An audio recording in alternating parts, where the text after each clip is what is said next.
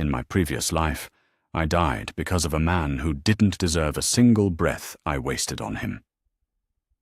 Chen Hao stood at the podium in the university's main auditorium, presenting my sustainable housing design to the panel of industry professionals as if it were his own creation.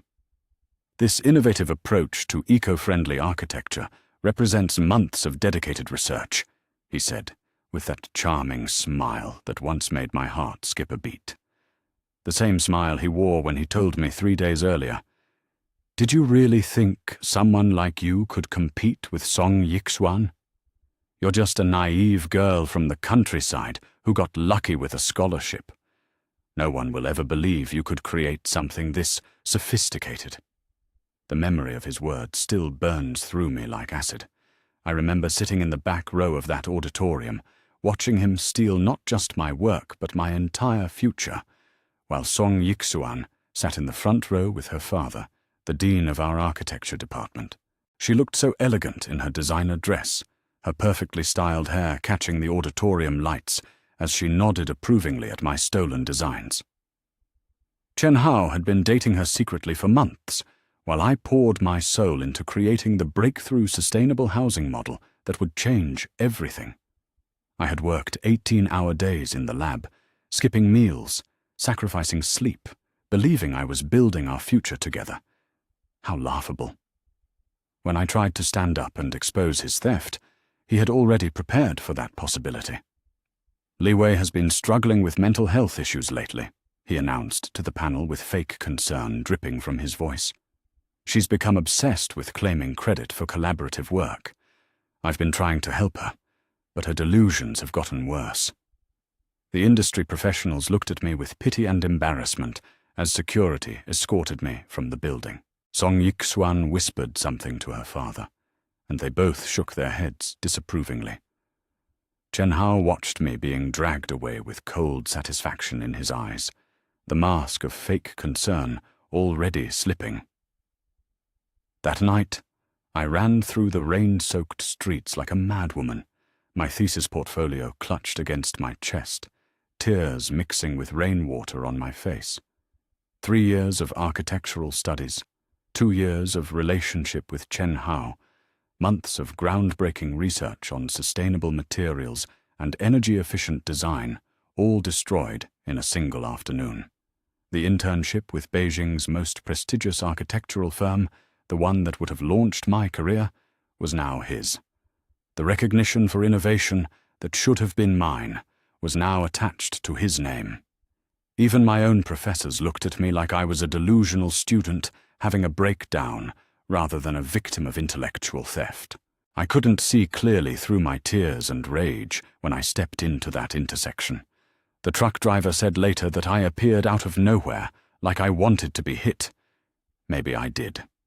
The physical pain of broken bones and internal bleeding was nothing compared to the agony of watching my dreams being stolen and handed to someone else. As I lay dying on that cold asphalt, my blood mixing with rainwater in the gutters, my last coherent thought was about the injustice of it all. Chen Hao would graduate with honors using my work. He would marry Song Yixuan and inherit her family's connections. He would build a successful career on the foundation of my stolen innovation. And I would be forgotten as the mentally unstable girl who couldn't handle academic pressure. But then I opened my eyes and found myself back in my cramped dormitory room, sunlight streaming through the thin curtains, my roommate Xiao Mei humming softly as she organized her textbooks. The calendar on my desk read 3 months before the internship presentation. 3 months before Chen Hao would steal my work and destroy my life. I sat up so quickly that my head spun, my heart hammering against my ribs as I processed what had happened. The sustainable housing design still existed only in my private files. Chen Hao hadn't seen it yet. Song Yixuan was still just the dean's pretty daughter who occasionally attended department events. The theft hadn't happened because I hadn't yet been stupid enough to trust him with my research. This time, I know exactly who Chen Hao really is. I've seen the calculating coldness behind his charming facade. I've experienced firsthand How effortlessly he can lie to a room full of professionals and make them believe I'm delusional. I know that his affection for me is nothing more than strategic positioning to access my academic work. I know that he's been cultivating Song Yixuan as a backup plan since the beginning of our relationship. I know that his future success depends entirely on stealing innovations from students too naive to protect themselves. Most importantly, I know that he sees me as nothing more than a convenient stepping stone to be discarded once he's extracted everything useful. But Chen Hao has no idea that I remember everything. He doesn't know that I've already seen how his story ends when he gets everything he wants by destroying me. He thinks he's still dealing with the same trusting, helpful girlfriend who would share her research without a second thought. He thinks he can still manipulate me with sweet words and false promises about our future together. He thinks I'm still the naive girl from the countryside who believes that love and hard work are enough to succeed in this world. How pathetically wrong he is. In my previous life, I was so desperate to prove myself worthy of his love that I handed him every tool he needed to destroy me. I shared my research because I thought we were partners. I introduced him to my professors because I wanted him to succeed. I defended him to my parents when they said he seemed opportunistic. I even helped him improve his own mediocre designs because I believed his success would be our success. Every kindness I showed him became a weapon he used against me.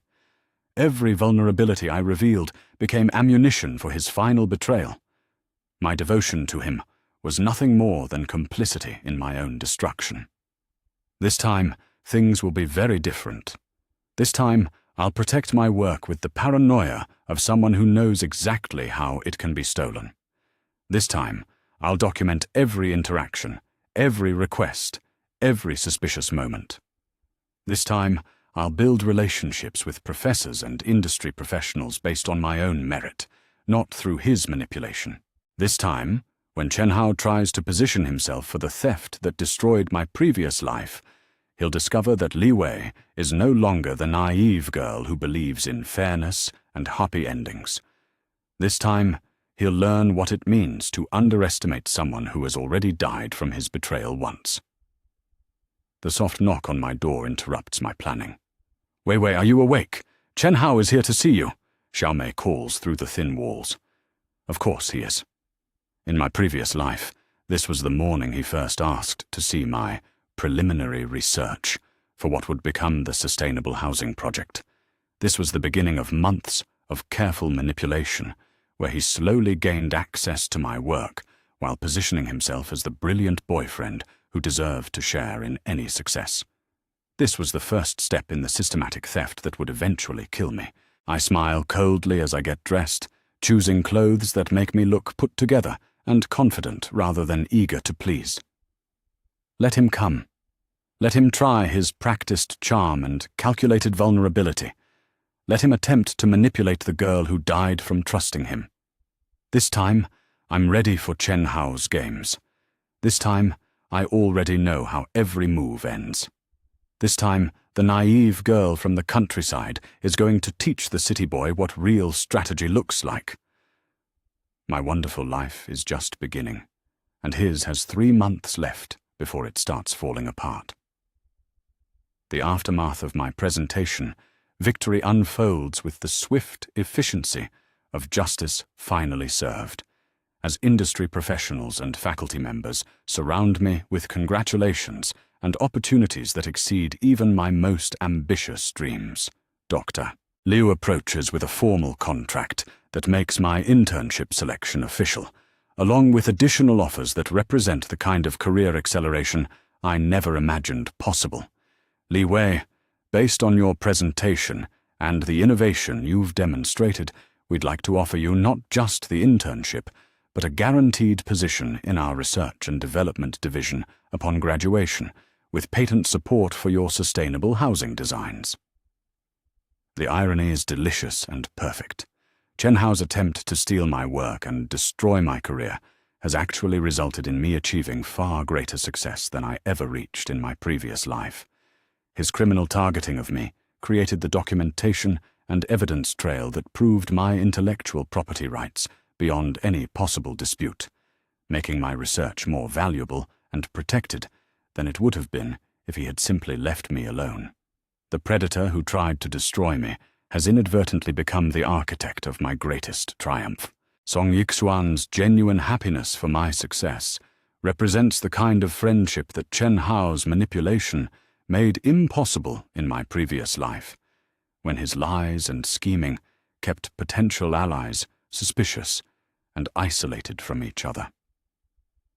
I'm so proud of you for turning his attempt to destroy you into the foundation of your greatest success, she says, as we walk across campus together, her words carrying the weight of someone who understands exactly what I've overcome.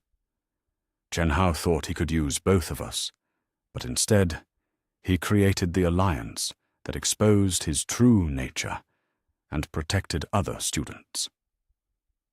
The news of Chen Hao's final humiliation at my presentation spreads through social media and campus networks with the viral intensity that only true justice can achieve. Students who witnessed his desperate attempt to claim credit for my work after his criminal conviction share videos and commentary that ensure his pathetic behavior will be remembered and mocked for years to come. The hashtag #PredatorExposed trends on campus social media, with my successful presentation serving as proof that victims can triumph over those who try to destroy them. Professor Zhang's invitation to co-author a paper on academic integrity and predator prevention provides the perfect opportunity to transform my traumatic experience into systemic protection for future students. Your case has revealed patterns and warning signs that could help other students recognize and protect themselves from similar predation, he explains as we discuss the research project. Your courage in documenting and exposing Chen Hao's crimes could prevent countless other students from experiencing what you survived. The most satisfying aspect of my victory is learning that the other students Chen Hao victimized have also found their voices and are pursuing their own justice, inspired by my successful exposure of his criminal behavior. 3 additional victims have filed formal complaints and criminal charges, while 2 others have recovered stolen research that they're now presenting under their own names for the first time. My decision to fight back instead of suffering in silence has created a wave of justice that extends far beyond my personal revenge. Chen Hao's parents' public statement, distancing themselves from his behavior and expressing support for his victims, provides additional validation that his destruction is complete and permanent. We are horrified by our son's criminal actions against his fellow students and deeply ashamed that we raised someone capable of such predatory behavior, their statement reads. We fully support the victims in pursuing justice and hope that Chen Hao faces the maximum penalties for his crimes. Even his own family has abandoned him in recognition of his irredeemable character. The criminal prosecutor's update on Chen Hao's case reveals that his charges have been upgraded to felony assault and organized criminal activity due to the systematic nature of his predation and the number of victims involved. His bail has been revoked following his unauthorized appearance at the university, and he now faces a potential sentence of 5 to 10 years in prison. The legal consequences will ensure that his criminal behavior is permanently documented and that he can never again target vulnerable students. Dean Song's announcement of new policies and protections inspired by my case represents institutional change that will protect future students from academic predators like Chen Hao. Li Wei's courage in exposing systematic research theft and assault has led to comprehensive reforms in how we protect student intellectual property and respond to predatory behavior, he declares at a faculty meeting that I'm invited to attend. Her experience has made our entire academic community safer and more vigilant. The job offers and graduate school opportunities that flood my email following news of my presentation success represent a level of professional recognition that validates every moment of fear, planning, and strategic thinking that went into protecting myself from Chen Hao's predation. Harvard, MIT, and Stanford all extend invitations for graduate research positions, while 3 major architectural firms offer starting salaries that exceed what I dreamed of earning after 5 years of experience in my previous life. Most importantly, the trauma and fear that dominated my consciousness since my rebirth are finally beginning to fade, replaced by confidence and excitement about a future that belongs entirely to me. The nightmares about Chen Hao's betrayal and my past life death are losing their power over my sleep, while my days are filled with productive planning for opportunities that my own merit has earned. The naive girl who died trusting a predator has been replaced by someone who understands her own worth and refuses to let anyone diminish it. The final closure comes when I receive a desperate letter from Chen Hao in jail, attempting one last manipulation by appealing to my mercy and claiming that his love for me was genuine despite his criminal behavior.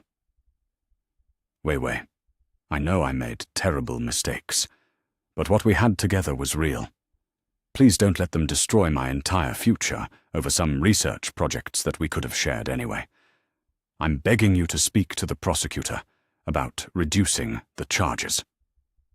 His pathetic attempt to minimize assault and theft as mistakes, while claiming entitlement to my work, even from prison, reveals that he has learned absolutely nothing from his downfall.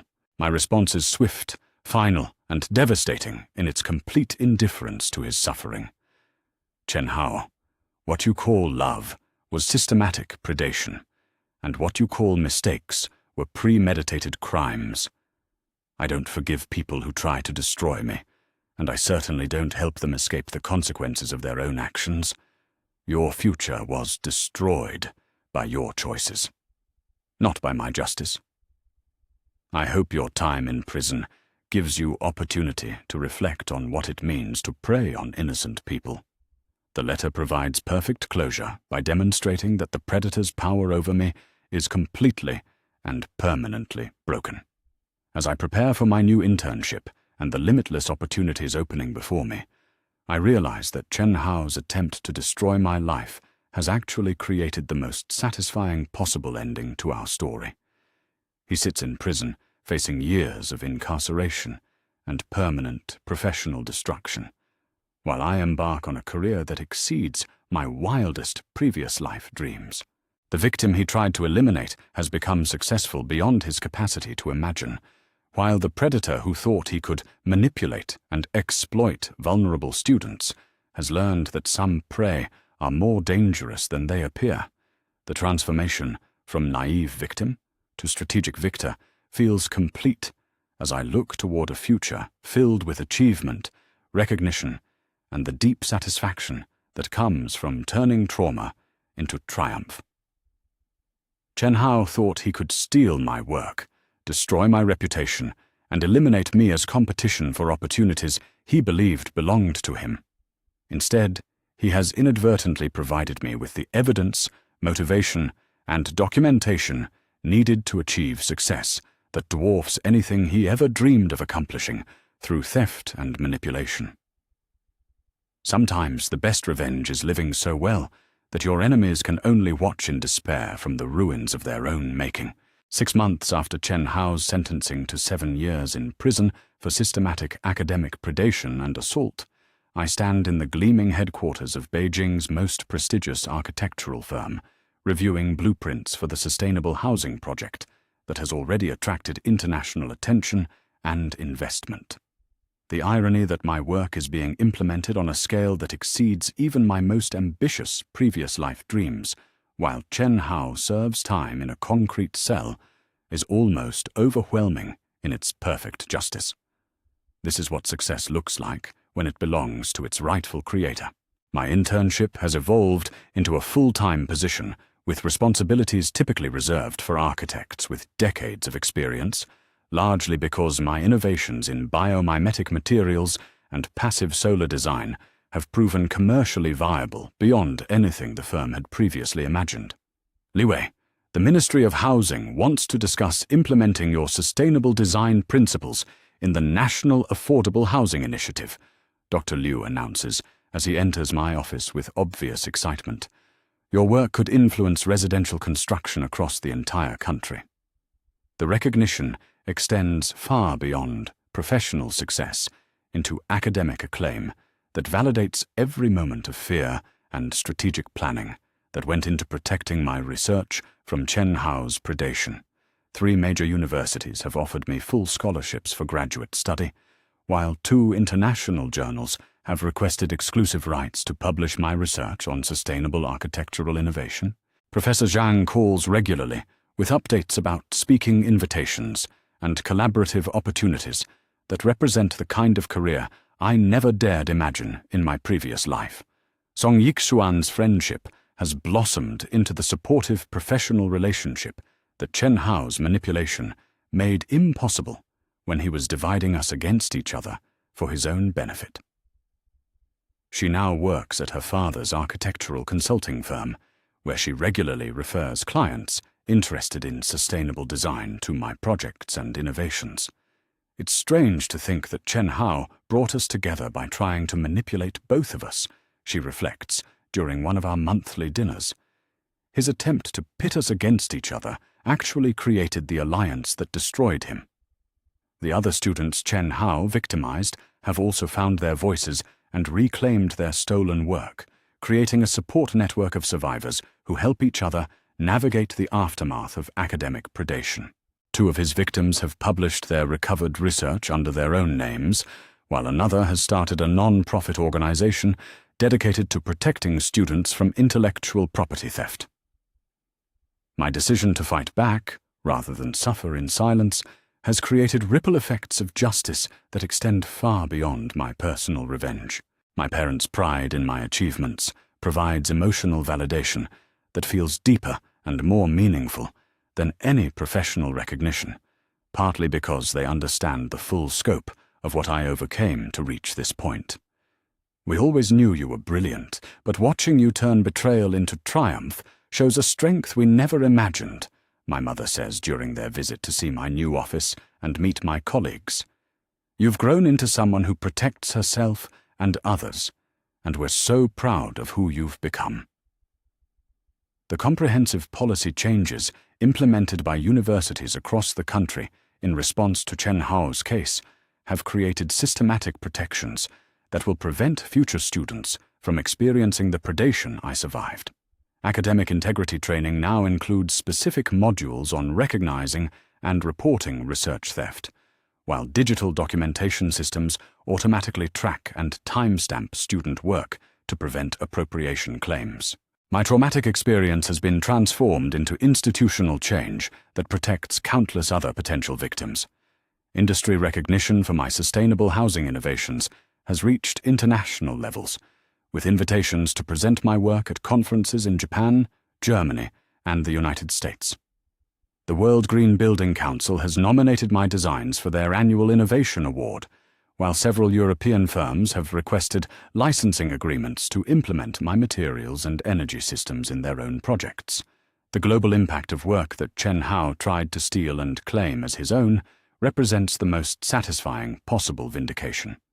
The financial success that accompanies professional recognition has allowed me to support causes that matter deeply to me, including funding legal assistance for students who face academic predation and establishing a scholarship program for promising young architects from rural backgrounds. My ability to help others while building my own career represents the kind of meaningful success that Chen Hao's shallow opportunism could never have achieved, even if his theft had succeeded.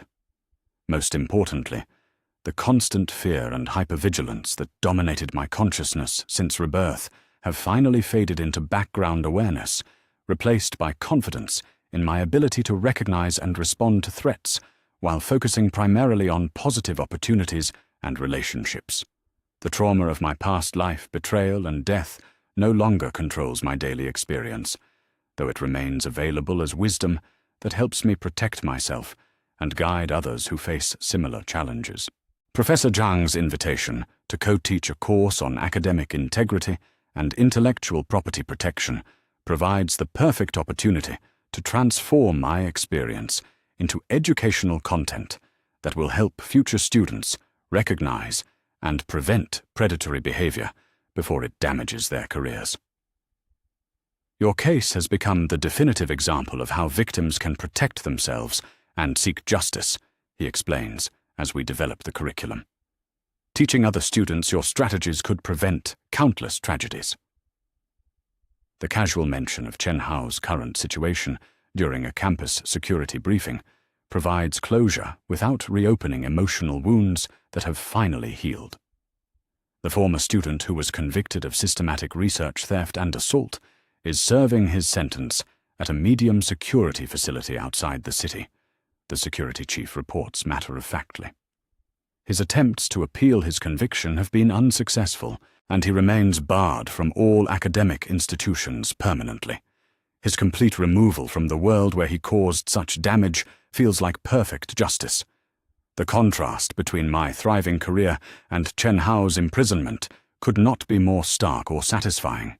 While he counts days in a cell and faces the reality that his criminal behavior has permanently destroyed any possibility of legitimate success, I wake up each morning excited about projects that matter, relationships that support me, and opportunities that reflect my genuine abilities rather than stolen innovations. This is what victory looks like when justice is truly served. As I prepare for my upcoming presentation at the International Sustainable Architecture Summit, I realize that the naive girl who died trusting a predator has been completely replaced by someone who understands her own worth and refuses to let anyone diminish it. The trauma that could have destroyed me has been transformed into strength that protects me and helps others. Chen Hao's attempt to steal my life and work has inadvertently created the most successful and meaningful career I could have imagined. Looking toward a future filled with unlimited potential and meaningful work, I understand that the best revenge isn't just living well, it's living so extraordinarily well that your enemies can only watch in despair from the consequences of their own choices. Chen Hao thought he could eliminate me as competition and steal my innovations for his own advancement. Instead, he has provided me with the motivation and documentation needed to achieve success that dwarfs anything he ever dreamed of accomplishing. Sometimes, justice is simply allowing people to face the full consequences of their own actions while you thrive beyond their capacity to harm you. 2 years after Chen Hao's conviction and imprisonment, I walk across the graduation stage with highest honors, accepting my degree in front of an audience that includes industry leaders, fellow students, and the parents whose pride in my transformation from victim to victor fills me with deep satisfaction. The irony that I'm receiving recognition in the same auditorium where Chen Hao once tried to steal my work and destroy my credibility feels like perfect closure to a story that began with betrayal and ends with triumph beyond my wildest previous life dreams. Dr.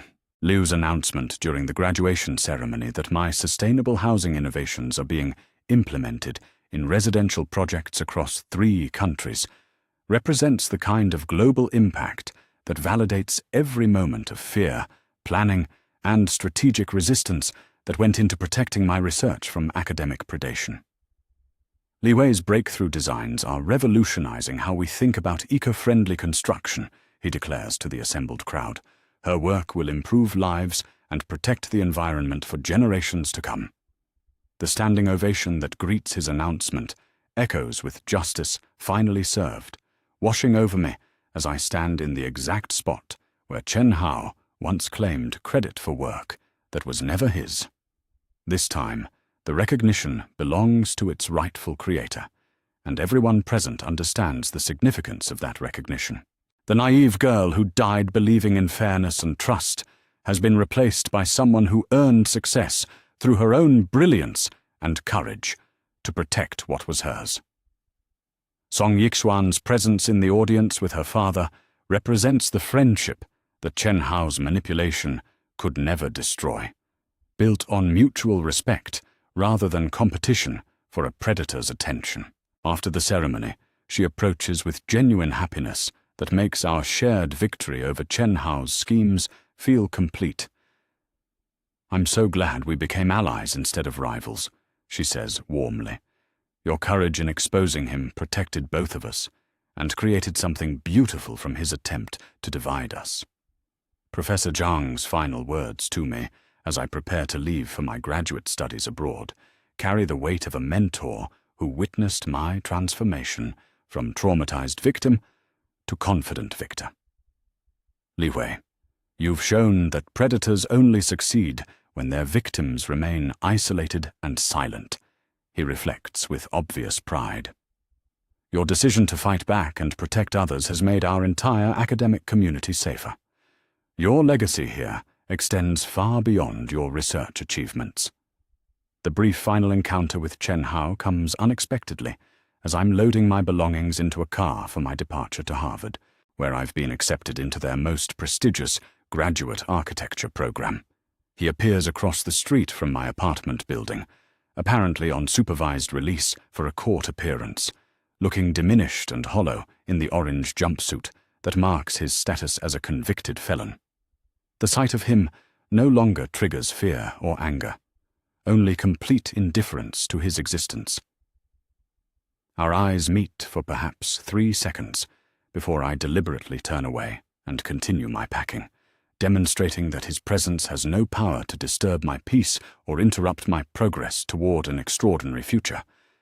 He calls my name once, his voice carrying the desperation of someone whose entire world has collapsed, but I don't acknowledge his attempt to engage. The predator who once controlled my life through fear and manipulation has become irrelevant to my success and happiness. The contrast between our current situations could not be more stark or satisfying.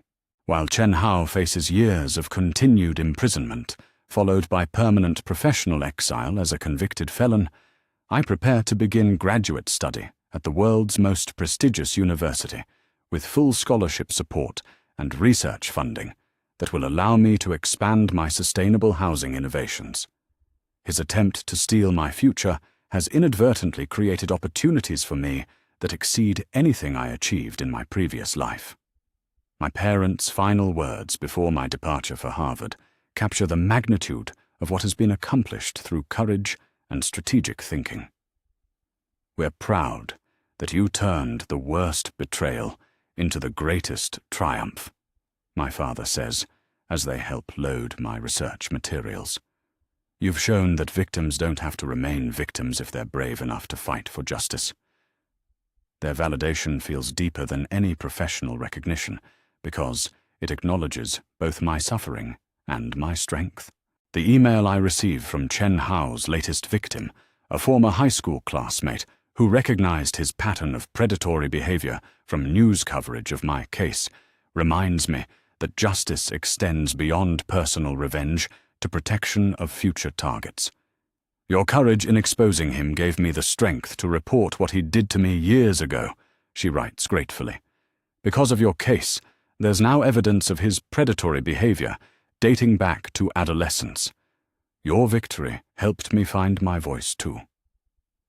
As my plane lifts off toward Boston and the limitless opportunities waiting at Harvard, I reflect on the complete transformation that began with rebirth and ends with liberation. The trauma that could have destroyed me became the foundation for achievements that surpass my most ambitious dreams. Chen Hao's attempt to eliminate me as competition has inadvertently motivated me to reach heights of success he could never have imagined, even through theft and manipulation. The sustainable housing projects bearing my name are already under construction in Beijing, Shanghai, and Guangzhou, while international licensing agreements will bring my innovations to Europe and North America within the year. The global impact of work that Chen Hao tried to steal represents vindication beyond revenge. It's proof that protecting yourself from predators allows you to contribute meaningfully to the world rather than merely surviving their attacks. Most importantly, the constant vigilance and fear that dominated my consciousness since rebirth have been replaced by confidence and excitement about a future that belongs entirely to me. Evil deeds have indeed met with retribution as Chen Hao serves his sentence, while I embark on opportunities that reflect my genuine abilities. The past is no longer important, because my life is now filled with light that no predator can extinguish.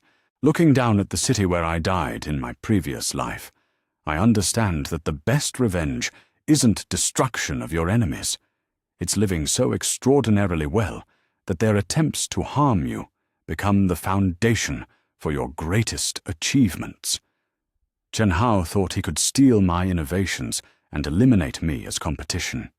Instead, he provided the motivation and evidence needed to build success beyond his capacity to imagine or destroy. The naive girl from the countryside who trusted a predator is gone forever, replaced by someone who protects herself and others while creating innovations that improve the world. My wonderful life is truly just beginning, and it belongs completely to me. Opening the door to face Chen Hao feels like stepping into a battlefield where I already know the outcome of every skirmish. He stands there with that perfectly practiced smile, holding a cup of my favorite milk tea from the campus shop, his hair styled just the way I used to love. "Good morning, beautiful. I brought you breakfast." In my previous life, this gesture made me melt with gratitude. I thought it showed how considerate and thoughtful he was, how much he cared about my well-being. Now I can see it for what it really is. The opening move in a manipulation strategy designed to make me feel indebted and grateful before he asks for what he really wants. "How thoughtful of you," I say, accepting the tea with a smile that doesn't reach my eyes. He doesn't notice the change in my expression because he's already scanning my desk, looking for glimpses of my work. In my previous life, I kept my research materials scattered everywhere, never thinking that someone I loved might steal from me. Now, everything important is locked away in encrypted files on a laptop he's never touched. You seem different today, Weiwei. More focused somehow. His observation sends a chill down my spine because it confirms what I already suspected. Chen Hao has been watching me carefully, cataloging my habits and reactions, looking for opportunities to exploit my trust. I pretend to organize my textbooks while studying his face, noting the calculating way his eyes move around my room. This is the man who convinced a panel of industry professionals that I was mentally unstable when I tried to reclaim my stolen work. This is the man who held me while I cried about academic pressure, all while planning to create that pressure by sabotaging my career. This is the man who told me he loved me while secretly dating the dean's daughter for her connections. Looking at him now, I can't understand how I ever missed the predatory intelligence behind his charming facade. Love really does make people blind to the most obvious dangers. "I've been thinking about our conversation last week," he says casually, settling into my desk chair like he owns it. "About how important it is for us to support each other's academic goals. I was wondering if you'd made any progress on that environmental architecture project you mentioned." There it is. The exact same approach he used in my previous life, starting with vague references to mutual support, before gradually escalating his requests for access to my research. In my previous life, I eagerly shared my preliminary ideas because I thought we were building something together. I thought his interest in my work meant he respected my intelligence and wanted to learn from me. How pathetically naive I was. Chen Hao has never been interested in learning anything from me except which ideas he can steal and which vulnerabilities he can exploit. His support for my academic goals extends only to ensuring that any success I achieve can be claimed by him later. His request for my preliminary ideas is just the first step in a systematic theft that will culminate in him presenting my completed research as his own work. I remember every detail of how this conversation originally unfolded because it was the beginning of the end of my previous life. Actually, I've decided to focus on different research this semester. I lie smoothly, watching his face for micro-expressions of frustration. Professor Zhang suggested I explore historical preservation techniques instead of environmental innovation. He thinks it might be a better fit for someone with my background. The disappointment flickers across his features so quickly that I almost miss it, but I've been watching for exactly this reaction. Chen Hao isn't interested in historical preservation because it's not marketable enough for the internship competition. He needs cutting-edge environmental research to impress the industry professionals who will be judging our presentations. His recovery is impressively quick, I'll give him that. That's interesting. But don't you think environmental architecture is more relevant to current industry trends? I mean, sustainability is such a hot topic right now. You could really make a name for yourself with the right approach. The way he phrases this suggestion makes it sound like he's giving me career advice out of genuine concern for my future. In my previous life, I interpreted this kind of manipulation as evidence that he believed in my potential and wanted to help me succeed. Now I can hear the underlying message clearly. Focus on the research I need you to do, so I can steal it from you later. I pretend to consider his advice thoughtfully, while internally marveling at his audacity. Chen Hao is literally trying to steer me toward creating the exact same research he stole in my previous life. He's not just a thief, he's so arrogant that he thinks he can manipulate me into recreating the specific innovation he needs to secure his own success. The sustainable housing design that killed me when he stole it isn't just any project to him. It's the centerpiece of his entire strategy for winning the internship and impressing Song Yixuan's family. Without access to my work, his own mediocre abilities will be exposed for what they really are. You might be right, I say finally, pulling out a notebook and pretending to jot down his suggestions. Maybe I should reconsider the environmental focus. Do you have any specific ideas about what direction might be most impressive? I'm testing him now, seeing how much he'll reveal about his expectations for my research. In my previous life, I asked this same question because I genuinely wanted his input. Now I'm asking because I want to understand the full scope of his planned theft before I begin documenting his attempts. Chen Hao leans forward eagerly, and I can practically see the calculations running behind his eyes. Well, if I were approaching environmental architecture, I'd probably focus on something really innovative. Maybe sustainable materials combined with energy-efficient design principles. Something that could revolutionize how we think about eco-friendly housing. He's describing my stolen research, almost word for word, as if the ideas are his own original thoughts.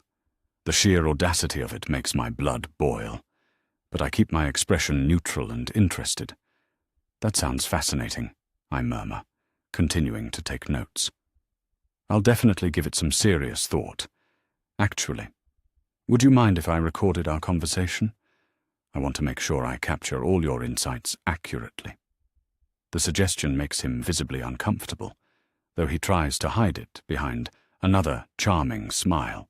In my previous life, I never would have thought to document our discussions because I trusted him completely. Now I know that evidence is the only thing that will protect me when he inevitably claims my work as his own. Recording might make our conversation feel less natural, he says carefully. Besides, I'm not really an expert on environmental architecture. I wouldn't want my random thoughts to limit your creative process. His refusal to be recorded tells me everything I need to know about his intentions. Chen Hao is already planning to deny these conversations ever happened when I eventually accuse him of theft. He's already preparing his defense strategy for the moment when I try to reclaim my stolen work. The level of premeditation in his manipulation is truly breathtaking. My phone buzzes with a text message, and I glance at the screen to see Chen Hao's name. Need help with portfolio review tonight? Your designs always inspire me. The message was sent just 2 minutes ago, while he's sitting right here in my room. I realize with cold clarity that he's creating a digital trail of fake romantic messages to support his image as the devoted boyfriend. In my previous life, I treasured these sweet texts as evidence of his affection.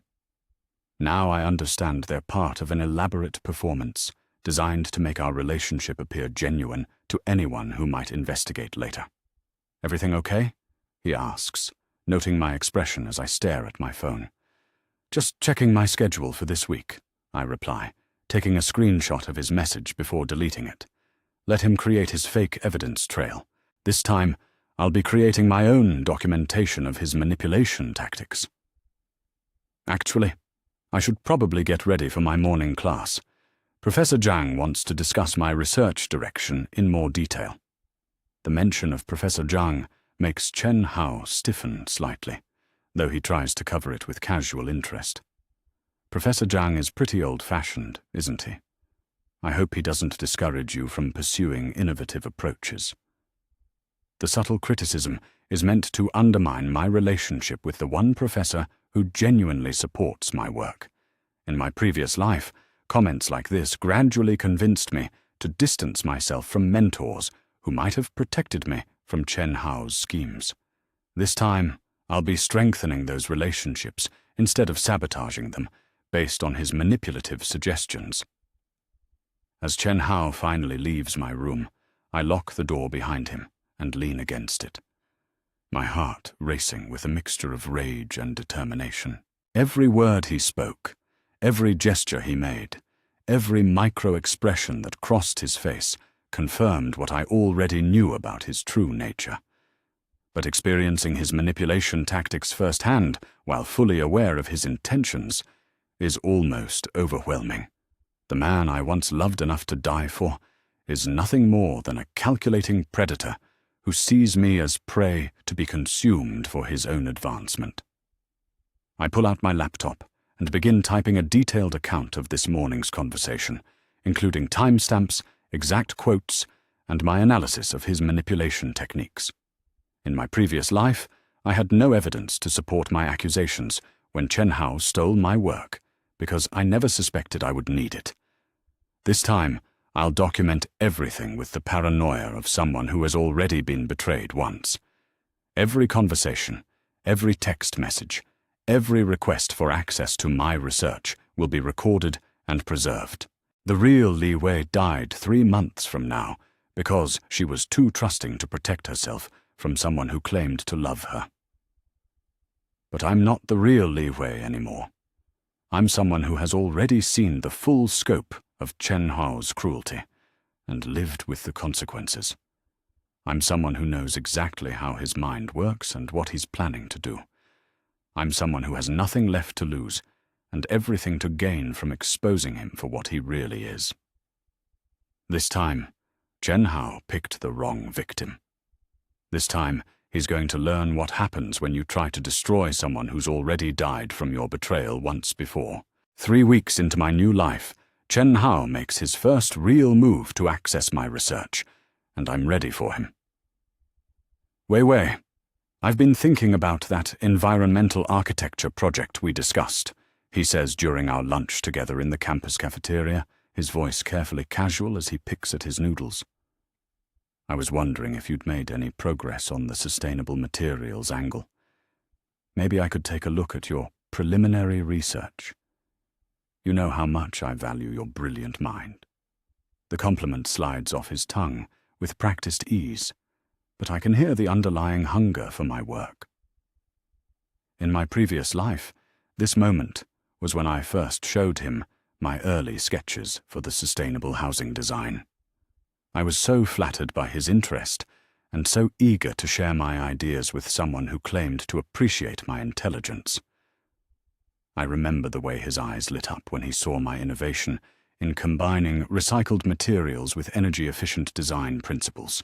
I thought his excitement meant he was proud of my creativity.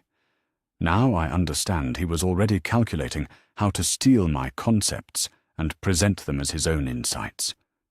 Actually, I've been keeping my research pretty close to the vest lately, I reply, watching his face carefully for signs of frustration.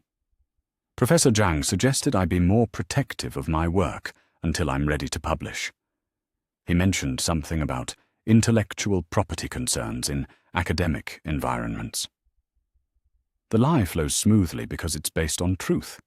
Professor Zhang did give me this advice in my previous life, but only after Chen Hao had already stolen everything valuable. This time, I'm implementing his wisdom before I need it. Chen Hao's chopsticks pause halfway to his mouth, and I catch the flash of annoyance that crosses his features before he recovers with another charming smile. That seems a bit paranoid, don't you think? I mean, we're all students here working toward the same goals. Collaboration and sharing ideas is how we learn and grow together. He's trying to make my caution sound unreasonable, turning my self-protection into a character flaw. This is exactly the kind of manipulation that worked on me before, appealing to my desire to be seen as generous and collaborative rather than selfish and suspicious. Maybe you're right, I say, pretending to consider his perspective while internally documenting his manipulation tactics. But I've been hearing some concerning stories about students having their work plagiarized. Just last month, a graduate student in the engineering department discovered that her research partner had submitted her thesis proposal under his own name. The story is true. I learned about it through campus gossip after my own theft had already occurred. Using it now serves as both a warning and a test of Chen Hao's reaction to academic theft being exposed and punished. His discomfort with the topic is barely concealed behind his mask of sympathetic concern. That's terrible for her, but surely you don't think I would ever do something like that to you. We're in a relationship, Weiwei. We're supposed to trust each other and support each other's success. The way he frames this as a relationship issue, rather than an academic one, reveals his strategy perfectly. He wants to make any reluctance to share my work seem like a betrayal of our romantic bond, rather than a reasonable protective measure. Of course I trust you, I lie smoothly, reaching across the table to squeeze his hand while studying his expression. I'm just being extra careful because this project feels really important. I think it could be something special. The irony of reassuring my future betrayer about my trust makes my stomach turn. But I need to maintain the facade long enough to gather the evidence I'll need later. Chen Hao relaxes visibly when I touch him, convinced that his manipulation is working as intended. I'm glad you feel that way about your research, he says, his grip on my hand tightening possessively. Just remember that your success is my success too. We're a team, building our future together. Every word of this declaration will become ammunition against me when he eventually claims my work as collaborative effort. In my previous life, I treasured these promises of shared success right up until the moment he destroyed my reputation to protect his theft. The phrase, "we're a team," will be thrown back at me as evidence that I always intended to share credit for my innovations. After lunch, I make my way to Professor Zhang's office for a meeting I scheduled specifically to begin building the protective relationships Chen Hao will try to undermine later. The elderly professor greets me with the warm smile I remember from my previous life, though this time I appreciate his kindness without taking it for granted. Li Hui, please sit down. I've been reviewing your preliminary proposals, and I'm quite impressed with your innovative thinking. His office smells like tea and old books, filled with architectural models and awards from decades of distinguished teaching. Thank you, Professor. I wanted to discuss some concerns I have about protecting my research while I'm developing it. I decide to be direct about my needs rather than dancing around the subject. In my previous life, I was too embarrassed to admit that I needed help protecting myself from academic predators. This time, I understand that asking for protection is a sign of wisdom, not weakness. I've been hearing troubling stories about student work being appropriated, and I want to make sure I'm taking appropriate precautions. Professor Zhang's expression grows serious, and he nods approvingly at my caution. You're wise to think about intellectual property protection early in your research process. Too many brilliant students have had their innovations stolen because they trusted the wrong people. His words carry the weight of experience, suggesting that he's seen this kind of theft before and knows how to prevent it. I can help you establish proper documentation and filing procedures to ensure your work remains clearly attributable to you. I would be grateful for any guidance you can provide, I reply sincerely. I'm particularly concerned about collaborative relationships, where the lines of individual contribution might become blurred. The euphemistic language allows me to reference my concerns about Chen Hao without making direct accusations I can't yet prove. Professor Zhang is experienced enough to read between the lines and understand that I'm worried about a specific person rather than general academic theft. Ah, yes. Romantic relationships can be particularly complicated when it comes to intellectual property, he says delicately, confirming that he's grasped the subtext of my concerns. Young people often believe that love means sharing everything, including academic work. Unfortunately, some individuals are skilled at exploiting that generosity. His diplomatic phrasing tells me that he's encountered this exact situation before and knows how it typically ends for the trusting partner.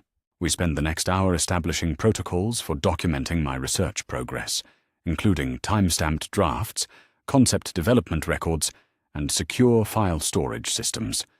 Professor Zhang also provides me with contact information for the university's Academic Integrity Office and suggests I begin keeping detailed logs of any requests for access to my work. By the time I leave his office, I have a comprehensive protection strategy that would have saved my life if I'd implemented it in my previous timeline. Walking back across campus, I spot Chen Hao near the library, talking intently with Song Yixuan, and my blood runs cold as I recognize the scene from my memories. In my previous life, I stumbled upon this exact conversation 3 months later, just days before Chen Hao stole my presentation. At that time, seeing them together filled me with jealousy and insecurity that he exploited to manipulate me further. Now, witnessing their interaction with full knowledge of their future relationship, I feel only calculating interest in gathering intelligence about their developing alliance. I position myself behind a nearby tree where I can observe them without being seen, grateful for the eavesdropping skills I never needed in my trusting previous life. My father is very interested in innovative environmental architecture, Song Yixuan is saying, her voice carrying clearly across the courtyard. He's particularly looking for fresh approaches to sustainable housing design. Students who demonstrate real innovation in that area would definitely catch his attention for internship opportunities. Chen Hao's response confirms my worst suspicions about his motivations and timeline. I've been working on some really exciting concepts in that exact area. Sustainable materials, energy efficiency, revolutionary approaches to eco-friendly housing. I think your father would be very impressed with what I've developed. The casual way he claims ownership of ideas that don't exist yet reveals his absolute confidence that he'll be able to steal my work when the time comes. He's already promising Song Yixuan's father innovations that exist only in my encrypted files. I'd love to see your work sometime, Song Yixuan replies with obvious interest. Maybe you could present your concepts at the next department social event?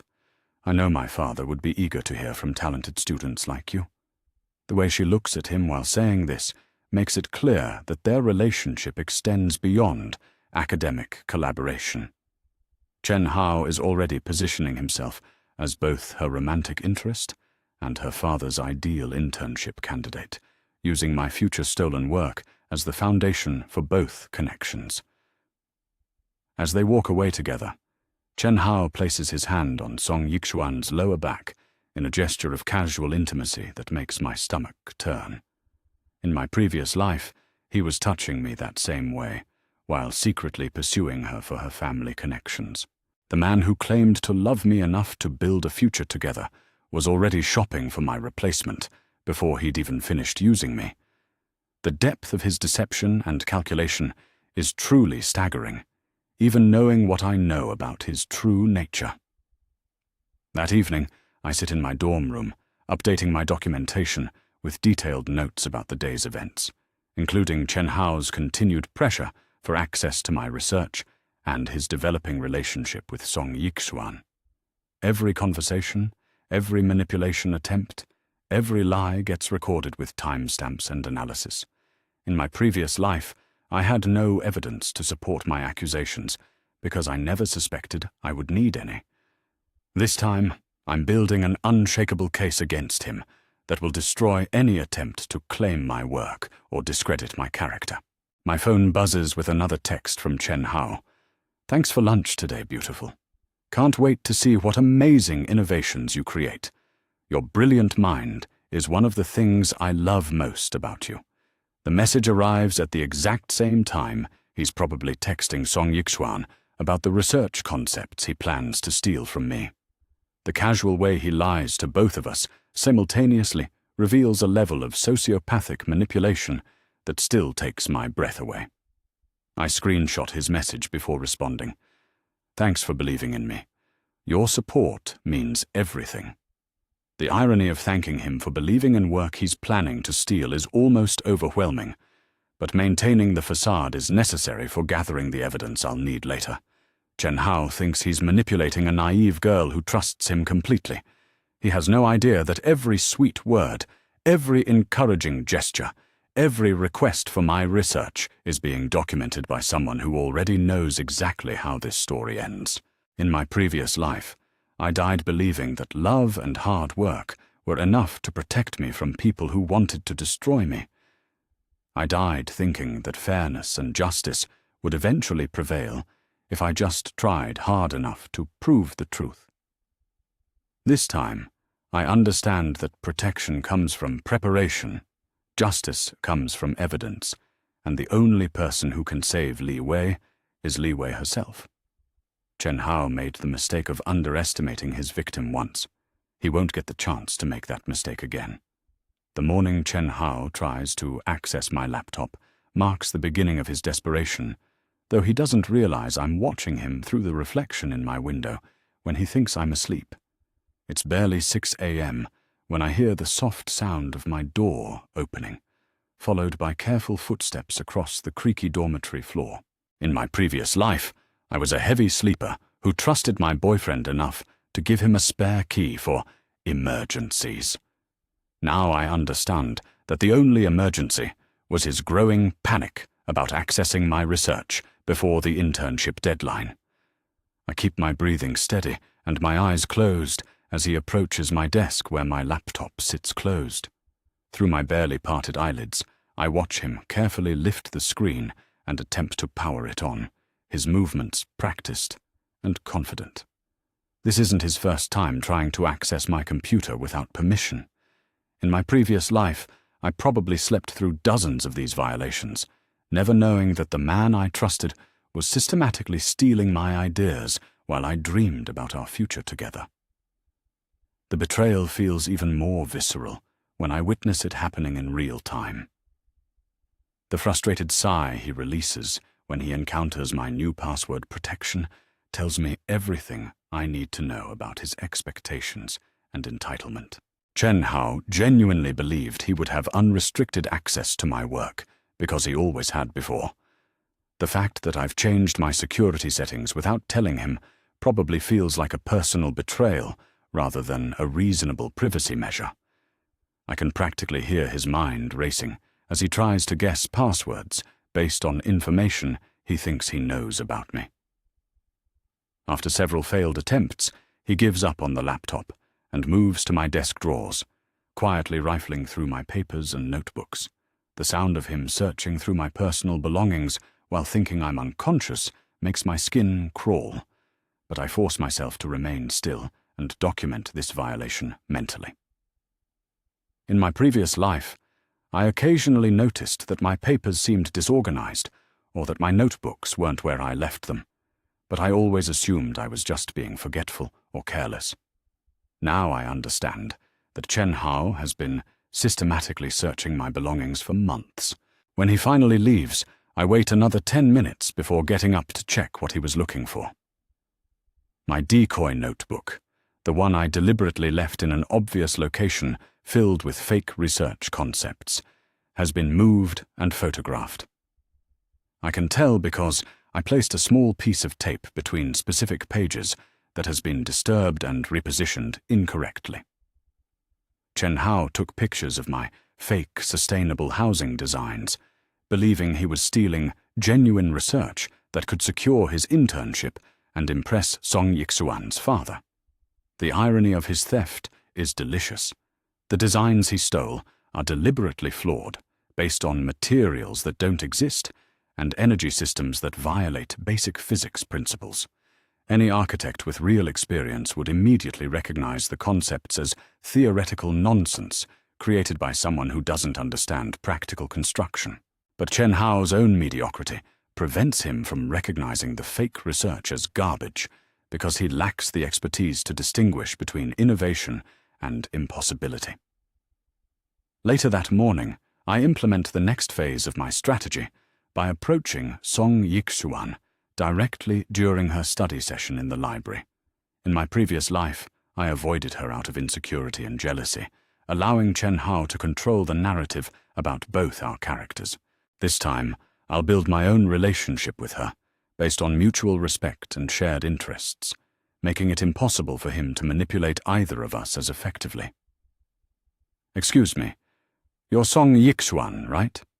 I'm Li Wei from the architecture department. She looks up from her textbook with polite interest, her expression warming when she recognizes my name. Of course. You're the student everyone says has such innovative ideas about environmental design. I've heard Professor Zhang mention your work in very complimentary terms. Her genuine smile tells me that my reputation for academic excellence has reached her independently of Chen Hao's influence. In my previous life, I never knew that people spoke positively about my work because I was too focused on seeking validation from someone who was already planning to destroy me. That's very kind of him to say, I reply, taking the seat across from her with calculated confidence. Actually, I was hoping to ask your advice about something. I've been hearing concerning stories about students having their research plagiarized or misappropriated.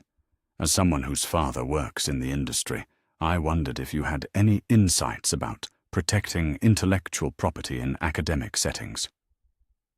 The question serves multiple purposes: establishing my concerns about theft, positioning Song Yixuan as an expert whose opinion matters, and creating an opportunity to subtly warn her about Chen Hao. Song Yixuan's expression grows serious, and she nods knowingly. Unfortunately, it's more common than people realize. My father has seen several cases where promising students had their innovations stolen by colleagues or romantic partners who claimed collaborative credit for individual work. The way she emphasizes romantic partners suggests that she's already encountered this specific type of academic theft before. Perhaps Chen Hao isn't as unique in his predatory behavior as he believes himself to be. That's exactly what I'm worried about, I confess, allowing genuine concern to color my voice. I've been developing some research that I think could be groundbreaking, but I'm nervous about sharing it with anyone until I have proper protection in place. It's difficult to know who you can trust, especially when someone claims to care about you personally.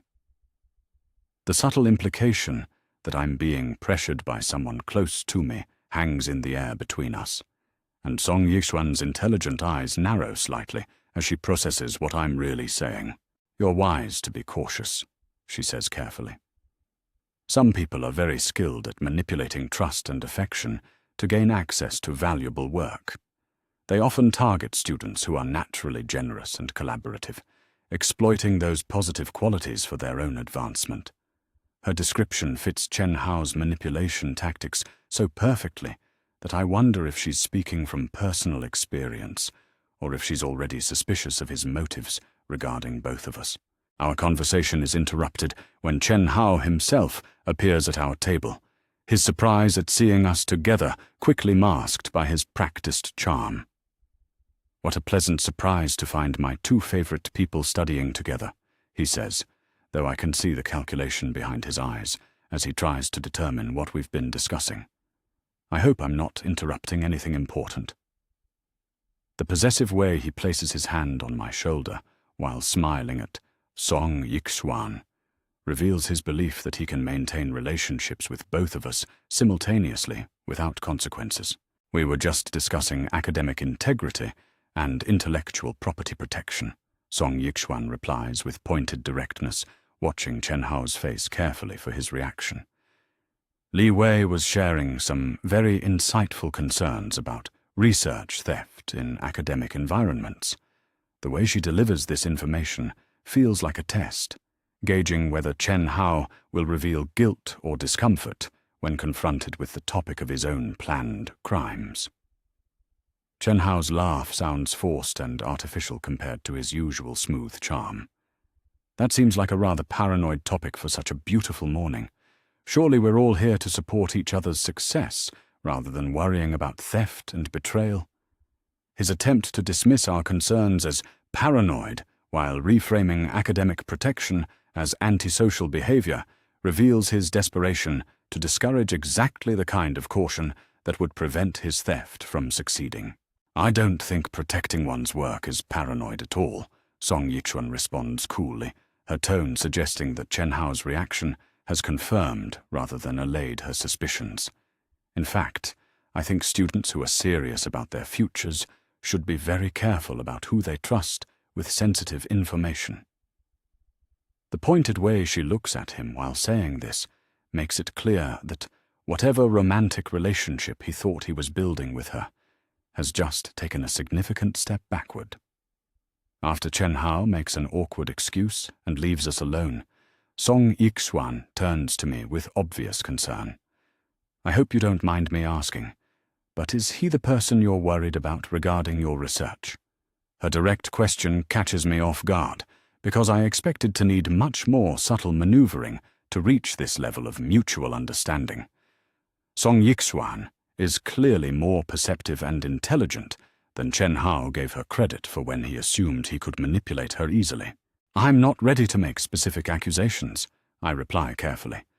But yes, I've been feeling pressure from someone close to me to share work that I'm not comfortable sharing yet. Your advice about romantic partners appropriating research hit very close to home. The admission creates a moment of solidarity between us that feels genuine rather than strategic. In my previous life, I never had the chance to connect with Song Yixuan as an equal because Chen Hao kept us separated and suspicious of each other. I'm sorry you're dealing with that kind of pressure, she says sincerely. If you ever need someone to talk to about protecting your work or dealing with manipulative people, please feel free to reach out. Women in academic fields need to support each other against those who would exploit us. Her offer of support feels like the beginning of a real friendship based on mutual respect rather than competition for Chen Hao's attention. That evening I receive a text from Chen Hao that confirms my success in disrupting his manipulation strategy. Seemed like you and Song Yixuan had a pretty intense conversation today. Hope you're not letting other people's negativity influence your trusting nature. I'd hate to see you become suspicious and closed off because of other people's paranoid advice. The message reveals his panic that Song Yixuan and I are building a relationship independent of his influence, potentially comparing notes about his behavior toward both of us. I screenshot his message before responding, just having girl talk about academic life. Nothing to worry about. Looking forward to seeing you tomorrow. My response is designed to seem reassuring, while actually confirming that Song Yixuan and I are developing the kind of close relationship that makes his manipulation tactics much more difficult to execute effectively. Chen Hao thrives on isolating his victims and controlling the information flow between potential allies. As I update my documentation with notes about today's events, I realize that Chen Hao's desperation is accelerating his timeline in ways that work to my advantage. His failed attempt to access my laptop, his theft of fake research, and his obvious discomfort during my conversation with Song Yixuan all provide valuable evidence of his malicious intent. In my previous life, He was patient enough to slowly manipulate me over months before making his final move. This time, my resistance is forcing him to reveal his true nature much more quickly and obviously. The naive girl who died trusting Chen Hao never would have imagined setting traps for someone she loved, or building alliances against someone she planned to marry. But I'm not that girl anymore. I'm someone who has already experienced the full cost of trusting people who claim to care about me while secretly planning my destruction. This time, Chen Hao will discover that underestimating Li Wei was the biggest mistake of his pathetic life. The moment I decide to accelerate my own timeline comes when I overhear Chen Hao bad-mouthing me to a group of our classmates in the architecture studio. Hidden behind a partition wall, I listen as he plants seeds of doubt about my mental stability and academic integrity with surgical precision. "I'm really concerned about Li Wei lately," he says, with perfectly calibrated worry in his voice. "She's been acting paranoid and secretive about her work, almost like she thinks people are trying to steal from her. I think the academic pressure might be getting to her more than she wants to admit." His performance is masterful, I'll give him that. The concerned boyfriend sharing legitimate worries about his girlfriend's well-being with mutual friends who care about both of us. In my previous life, these conversations laid the groundwork for everyone to believe I was having a mental breakdown when I eventually accused him of theft. By the time I tried to reclaim my stolen work, our entire social circle was already primed to see my accusations as evidence of psychological instability rather than justified outrage over intellectual property theft. "That's really sad," responds Wang Ming, one of our study group members. "Li Wei has always seemed so brilliant and put together. Do you think she needs professional help?" The genuine concern in his voice makes my stomach turn, because I know these people actually care about me and would want to help if they knew the truth. Chen Hao is weaponizing their compassion against me, turning their desire to support me into ammunition for discrediting me later. Chen Hao sighs heavily, playing the role of devoted boyfriend facing a difficult situation. I've tried to be supportive, but she's been pushing me away lately. She won't share her research with me anymore, and she gets defensive when I ask about her projects. I'm starting to wonder if the pressure of the upcoming internship competition is triggering some kind of breakdown. Every word is carefully chosen to make my reasonable self-protection measures sound like symptoms of mental illness. I've heard enough. Rather than confronting him directly and falling into the trap of seeming unstable, I implement a more strategic response. That evening, I stage a carefully orchestrated emotional breakdown in the privacy of my dorm room, making sure Chen Hao witnesses my supposed vulnerability while I'm actually manipulating him into revealing more of his true intentions. When he arrives for our planned study session, I greet him with red-rimmed eyes and a trembling voice. "I'm so sorry for how I've been acting lately," I begin, allowing genuine tears to flow as I think about my past life death and betrayal. "You're right that I've been paranoid and secretive. The stress of the competition has been making me crazy, with worry about my research being stolen. I know that sounds ridiculous when I'm talking about someone I trust as much as you." The irony of apologizing for protecting myself from the person planning to destroy me is almost overwhelming, but the performance serves its purpose. Chen Hao's relief at my apparent return to vulnerability is visible and disgusting. "Oh, sweetheart, you don't need to apologize for being stressed. I understand how much pressure you're under." He pulls me into his arms with the practiced gentleness of someone who has manipulated vulnerable people before. "I just want to help you succeed. You know I would never do anything to hurt you or your career." The lies flow so smoothly from his mouth that I almost admire his skill at deception. I know. You've been so patient with me," I sob against his shoulder, while mentally cataloguing his manipulation techniques. "I've just been so scared that someone might steal my work before I can present it. Professor Zhang has been filling my head with warnings about intellectual property theft, and I think I let it make me paranoid about everyone, even you. The false confession serves multiple purposes, making Chen Hao believe I'm returning to my previous trusting state, blaming Professor Zhang for my caution to potentially undermine that protective relationship, and setting up a test of his true intentions. Professor Zhang can be a bit overly cautious sometimes, Chen Hao agrees, taking the bait exactly as I expected. Not everyone is trying to steal from you, Wei Wei. Most people, especially people who love you, just want to see you succeed. The way he dismisses my mentor's protective advice while positioning himself as someone who loves me reveals his strategy of isolating me from anyone who might help me recognize his manipulation. I pull back to look at him with wide, trusting eyes that I hope convey complete vulnerability. You're right. I think I've been letting fear control me instead of trusting the people who care about me. Maybe it would actually help if I shared my research with you. Having your perspective might make me feel more confident about my work. The offer hangs between us like bait in a trap, and I watch his face carefully for signs of the predatory excitement I know he's feeling.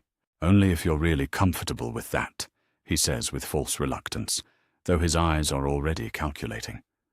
I don't want you to feel pressured to share anything before you're ready. But if showing me your work would help ease your anxiety, I'd be honored to look at it.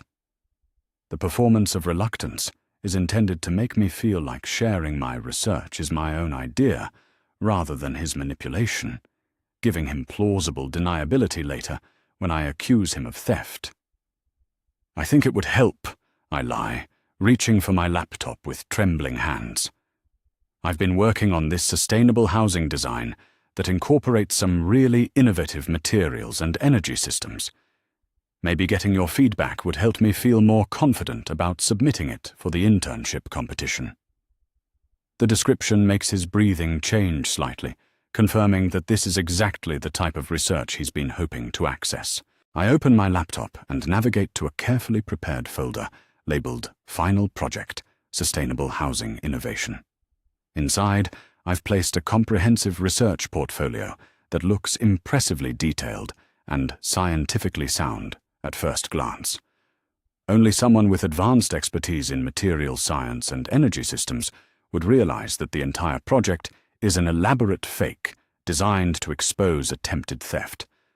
The research appears groundbreaking, but is actually impossible to implement due to fundamental flaws hidden within technical specifications. Chen Hao leans forward eagerly as I scroll through the documents, his eyes scanning my fake innovations with obvious hunger. This is incredible work, Wei Wei. The integration of recycled materials with solar collection systems could revolutionize residential construction. He's already mentally claiming ownership of concepts that don't actually work, planning how to present my fake research as his own breakthrough insights to Song Yixuan's father and the internship selection committee. Do you really think it's good enough for the competition? I ask with feigned insecurity, watching him absorb every detail of my deliberately flawed designs. I've been so worried that my ideas aren't innovative enough to stand out among all the other submissions.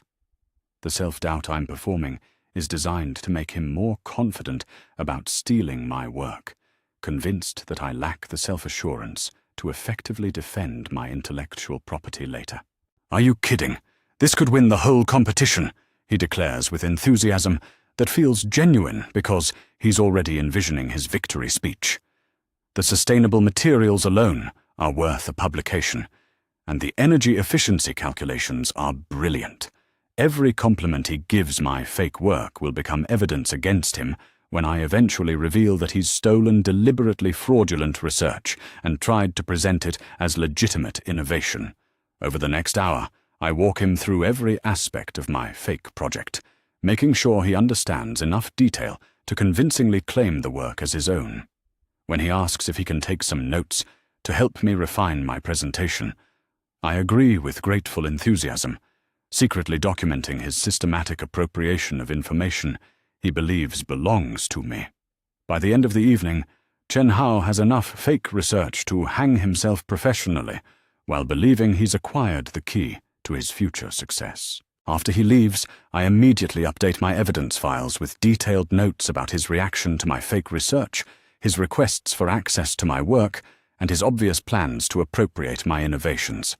The comprehensive documentation I've been building will make it impossible for him to deny his attempted theft or claim that I'm mentally unstable when the truth eventually comes out. In my previous life, I had no evidence to support my accusations because I trusted him completely. This time, every manipulation attempt and every lie has been carefully recorded and preserved.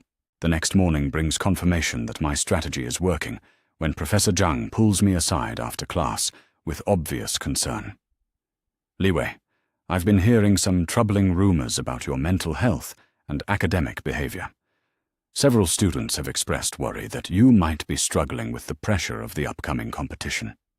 His gentle approach tells me that Chen Hao's campaign to undermine my credibility is already spreading through our academic community. "I'm fine, Professor. Just focused on my research and being careful about protecting my work like you advised," I reply calmly, demonstrating the stability and rationality that contradict Chen Hao's narrative about my supposed breakdown. I think some people might be interpreting my caution as paranoia, but I believe your guidance about intellectual property protection is wise. The response serves to reinforce my relationship with Professor Zhang while subtly identifying the source of rumors about my mental state. Professor Zhang studies my face carefully before nodding with apparent relief. "I'm glad to hear that. Your work has been consistently excellent, and your concerns about protection are entirely reasonable. Don't let other people's opinions discourage you from taking appropriate precautions." His validation of my caution, while dismissing concerns about my mental health, provides crucial support that will matter when Chen Hao eventually escalates his attacks on my credibility. As I walk back to my dorm, I spot Chen Hao across campus, apparently studying my fake research notes with intense concentration. The sight of him analyzing fraudulent data while planning to claim it as his own innovation fills me with cold satisfaction. In my previous life, I died believing that he had stolen genuine breakthrough research that would make him successful and wealthy. This time, his theft will result in professional humiliation when he presents impossible designs as legitimate innovations to experts who will immediately recognize the fundamental flaws. The internship competition deadline is 6 weeks away, and Chen Hao has just committed himself to a path that will destroy his academic reputation and expose his true character to everyone who matters. Meanwhile, my real research remains safely protected, while I build the evidence and relationships that will ensure justice when his theft is revealed. This time, the naive girl from the countryside is going to teach the manipulative city boy what happens when you underestimate someone who has already died from your betrayal once before. The evening Chen Hao discovers I've been withholding my real work from him marks the beginning of his most dangerous phase, though he still doesn't understand that I know exactly what he's planning. I'm in the campus library's rare books section when I overhear him talking frantically on his phone, his voice carrying more desperation than I've ever heard before. The research she showed me doesn't match what Professor Zhang described in his faculty meeting. There has to be more advanced work that she's hiding from me. My blood runs cold as I realize someone has been feeding Chen Hao information about my academic progress from faculty discussions. In my previous life, I never knew that he had sources inside the department who were helping him track my research development and plan his theft more effectively. The systematic nature of his manipulation extends far beyond what I experienced directly, involving a network of informants and collaborators who helped him identify and steal the most valuable work from vulnerable students. I position myself behind a bookshelf where I can observe him without being detected, grateful for the eavesdropping skills that have become essential to my survival. I need access to her real project files before the competition deadline, he continues, his voice taking on an edge of panic that tells me his timeline is accelerating beyond his comfort zone. Song Yixuan's father is expecting to see groundbreaking innovation, and what I have so far isn't impressive enough to secure the internship. The mention of Song Yixuan's father confirms my suspicions about Chen Hao's true motivations for pursuing both of us simultaneously. He's not just stealing my work to advance his own career. He's specifically trying to impress the dean with innovations that will justify his romantic relationship with the dean's daughter. The internship is just the first step in a larger plan to marry into academic privilege and build a successful career on the foundation of other people's stolen brilliance. I don't care what it takes, Chen Hao declares with chilling determination. Li Wei is becoming suspicious and protective of her work, but she still trusts me enough to be manipulated. I'll find a way to access her real research, even if I have to drug her and search her laptop while she's unconscious. The casual way he discusses drugging me to facilitate theft reveals a level of premeditated criminality that takes my breath away, even knowing what I know about his character. The phone call ends, and I watch Chen Hao pace back and forth in obvious agitation, his mask of charming confidence completely abandoned when he thinks no one is watching. This is the real Chen Hao, desperate, calculating, and willing to commit serious crimes to get what he wants. The man I once loved enough to die for is planning to drug and assault me to steal the work that represents my entire future. The depth of his maliciousness is truly staggering. I spend the rest of the evening implementing emergency security measures to protect myself from his planned assault while documenting his criminal intentions for the evidence file that will eventually destroy him. By the time he texts me about dinner plans for tomorrow night, I'm fully prepared for whatever he's plotting. Looking forward to spending time together. I've been missing you lately. My response is designed to seem enthusiastic and trusting, while actually confirming that I'll be ready for his attack. The next evening unfolds exactly as I predicted, with Chen Hao choosing the campus's most romantic restaurant and ordering my favorite wine with theatrical attentiveness. I've been thinking about how stressed you've been lately, he says, with practiced concern, reaching across the table to caress my hand. Maybe what you need is a chance to really relax and disconnect from all the academic pressure. I brought something that might help. The way he emphasizes something while maintaining eye contact tells me this is the moment he plans to drug my drink. That's so thoughtful of you, I reply, with feigned gratitude, watching him carefully as he reaches into his jacket pocket and palms a small white pill with the practiced ease of someone who has done this before. The realization that I'm probably not his first victim makes my stomach turn.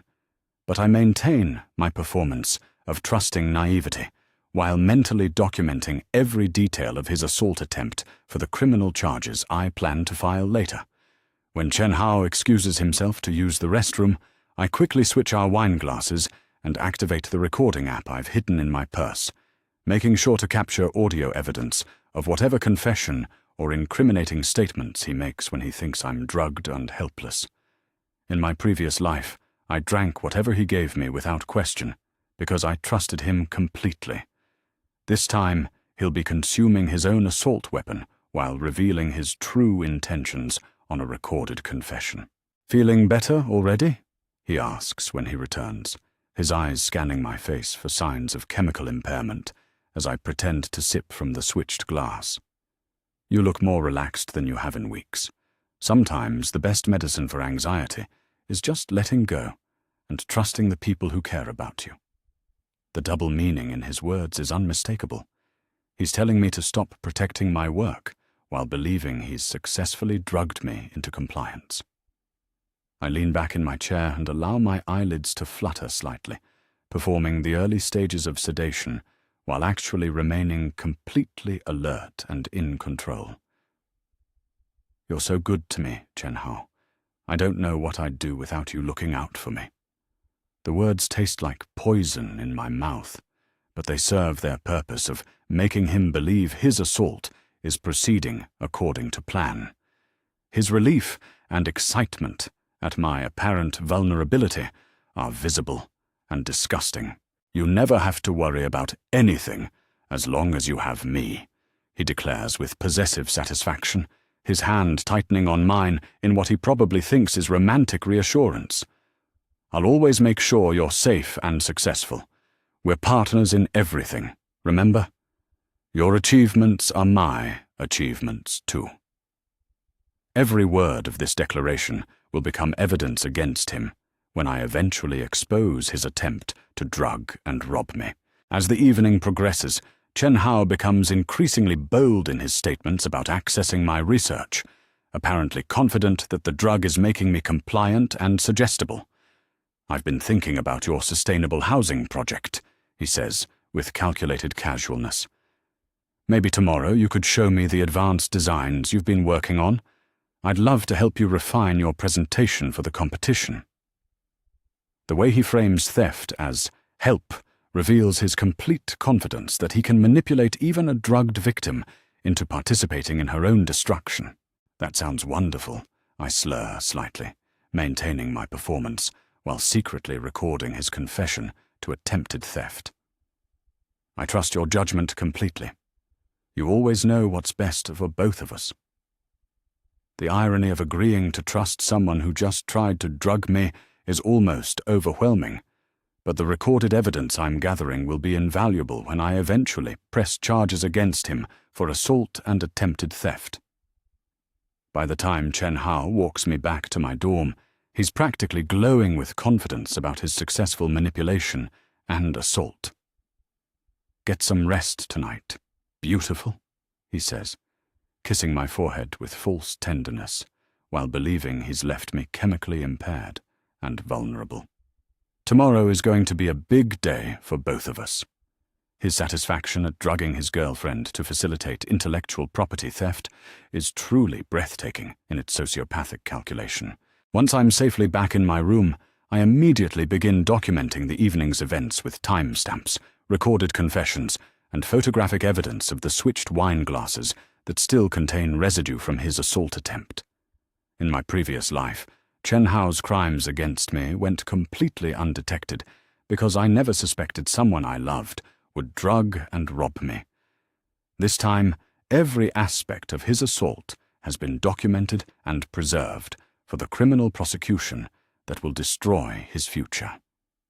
The text message he sends an hour later confirms his belief that his attack was successful.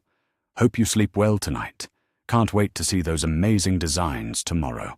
Your brilliant mind is going to change the world." The casual way he references stealing my work while believing he's successfully incapacitated me reveals a level of premeditated criminality that goes far beyond academic dishonesty into serious felony territory. I screenshot his message before updating my evidence files with comprehensive documentation of his attempted assault and planned theft. The naive girl who died trusting Chen Hao never would have imagined that someone claiming to love her was capable of drugging and robbing her. But I'm not that girl anymore. I'm someone who has already experienced the full cost of trusting predators who disguise themselves as protectors. Tomorrow, Chen Hao will discover that trying to drug Li Wei was the biggest mistake of his pathetic life. As I prepare for what I know will be the final phase of our confrontation, I feel a cold satisfaction settling over me like armor. Chen Hao thinks he's successfully incapacitated his victim and positioned himself to steal the work that will secure his future with Song Yixuan. He has no idea that every crime he's committed tonight has been documented and recorded by someone who knows exactly how his mind works. This time, the predator has chosen prey who was already prepared to destroy him. This time, justice won't be a hope, it will be a guarantee. The morning after Chen Hao's failed drugging attempt, he arrives at my dorm with the confidence of someone who believes he's successfully incapacitated his victim and can now claim his stolen prize. "Good morning, beautiful. How are you feeling today?" His fake concern barely masks the predatory excitement in his eyes as he scans my face for signs of lingering chemical impairment. In my previous life, I would have been genuinely drugged and vulnerable at this moment, completely at his mercy as he systematically stole the work that represented my entire future. A little groggy, but much more relaxed than I've been in weeks, I lie, performing the role of compromised victim, while internally marveling at his complete lack of guilt or hesitation about drugging someone he claims to love. You were right about needing to let go and trust the people who care about me. I think I'm ready to share my real research with you now. The words feel like swallowing glass, but they serve their purpose of confirming his belief that his assault was successful, and I'm now compliant enough to participate in my own intellectual destruction. Chen Hao's relief and satisfaction are visible as he settles into my desk chair with the proprietary confidence of someone who believes he's finally gained access to what he's been hunting for months. I'm so glad you're feeling better about sharing your work. Collaboration and trust are what make relationships strong. The way he frames theft as collaboration and assault as trust-building reveals the depth of his psychological manipulation and self-justification. In his mind, drugging me to steal my research was an act of love rather than a serious crime. I open my laptop and navigate to what appears to be my real research folder, though it's actually another carefully constructed trap designed to expose his theft in the most damaging way possible. This is the actual sustainable housing project I've been developing, I say with feigned vulnerability, watching his eyes widen as he sees what looks like genuinely groundbreaking innovation. I've been so scared to show it to anyone because it represents everything I've worked toward since starting university. The research I show him is technically sound and genuinely innovative, but it's also completely different from the fake designs he's already photographed and studied. More importantly, every document is embedded with hidden timestamps, watermarks, and digital signatures that will make it impossible for him to claim the work as his own without being immediately exposed as a thief. I've spent weeks preparing this trap specifically for the moment when his desperation would drive him to commit obvious academic fraud. This is incredible, Weiwei, Chen Hao breathes, his voice thick with greed as he absorbs concepts that he believes will secure his internship and impress Song Yixuan's father. The integration of biomimetic materials with passive solar design could revolutionize sustainable architecture. This isn't just innovative, it's potentially worth millions in patent applications. His focus on the commercial value of my work rather than its environmental benefits reveals his true priorities and motivations. I watch him carefully as he requests to take some notes about my research, secretly documenting his systematic appropriation of information, while he believes I'm too impaired to recognize what he's actually doing. Of course you can take notes, I agree, with performed gratitude. Your insights always help me see my work more clearly. I trust your judgment completely about what aspects might be most impressive to industry professionals. Every word I speak will later serve as evidence that I never consented to him claiming my work as his own innovation. Over the next 2 hours, Chen Hao methodically photographs and copies every aspect of my real research, believing he's successfully stolen the breakthrough innovation that will transform his mediocre academic career into a triumph. What he doesn't realize is that the files he's copying contain hidden tracking code that will alert me whenever they're accessed or modified, providing real-time evidence of his theft and any attempts to present my work as his own creation. The truly satisfying part of watching his theft unfold is knowing that he's simultaneously destroying his relationship with Song Yixuan through his own arrogance and overconfidence. While he's focused on stealing my work, he's been neglecting to maintain the careful balance required to manipulate both of us effectively. His desperation to access my research has made him careless about concealing his true character from the woman whose father he hopes to impress. As if summoned by my thoughts, Song Yixuan herself appears at my door just as Chen Hao finishes copying my files. I hope I'm not interrupting anything important, she says, with polite concern, though her eyes narrow slightly when she sees Chen Hao hunched over my laptop, with obvious guilt written across his features. I wanted to follow up on our conversation about academic integrity and research protection. I've been thinking about your concerns quite a bit. The timing of her arrival is perfect, allowing her to witness Chen Hao in the act of appropriating my work, while he believes I'm chemically impaired and unable to protect myself. Actually, Chen Hao was just helping me organize my research files, I explain with deliberate vagueness, watching Song Yixuan's face as she processes the implications of finding him alone with my laptop, while I appear disoriented and vulnerable.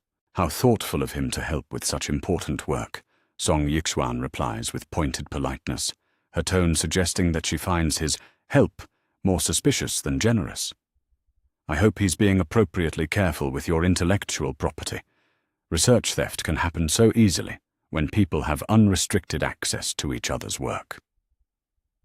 The way she looks at Chen Hao while saying this makes it clear that his reputation with her has taken a significant hit. Chen Hao's discomfort with Song Yixuan's pointed questions and obvious suspicions is painful to watch, even knowing what he deserves. I would never do anything to compromise Li Wei's work, he protests with the wounded innocence of someone who has been unjustly accused. We're in a relationship. We trust each other completely and share everything. His emphasis on sharing everything reveals his belief that romantic relationships give him automatic access to his partner's intellectual property.